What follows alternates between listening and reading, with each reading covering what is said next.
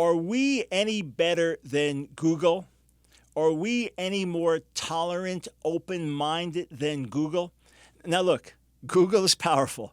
The number one website in the world. Google controls a whole lot of web traffic, and there's every reason to be concerned about bigotry, bias, intolerance within Google.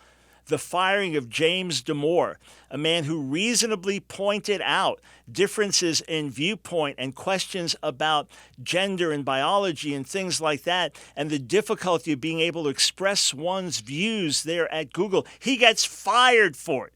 You understand this? How dare you say that we don't accept other viewpoints? You're fired for even saying that. You know, if you type in Google, define bigotry, what comes up is intolerance of those with other viewpoints. So Google not only defines it, Google now demonstrates it. Thou shalt not dissent. But I have a question for you.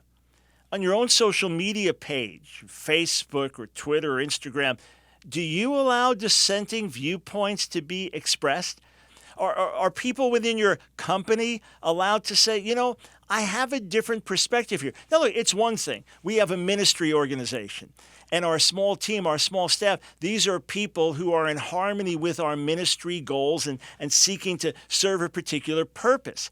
If you go down to the community LGBT center in your city, well, obviously that's going to have people hired who have that particular viewpoint because that's what they do, that's who they are. I understand that. But if you just have a larger secular company, or if you claim to be an open-minded person, oh, I'm very tolerant of other views, are you really? It's one thing to say, look, I don't welcome ugly personal attacks. I agree. It's another thing to say, Google is so wrong, Google is so bigoted and intolerant, which, by the way, I believe they are very wrong here. And I believe the direction Google's going and owning YouTube as well, the number 2 website in the world, it's very dangerous. And yes, the thought police are out there. And yes, I myself in our ministry work, we have been hit by this already. Absolutely. Same with Facebook. We have been hit by this. Some of the intolerance and bigotry and bias and small-mindedness and lack of diversity in Google and YouTube and Facebook. But the question is, are we any better? Someone posted a comment in response to an article I wrote about this and said, I get censored more on right-wing sites. I get censored more on conservative sites. I get people not willing to listen to me that claim to be open. So what's good for the goose is good for the gander. Let us not be hypocrites.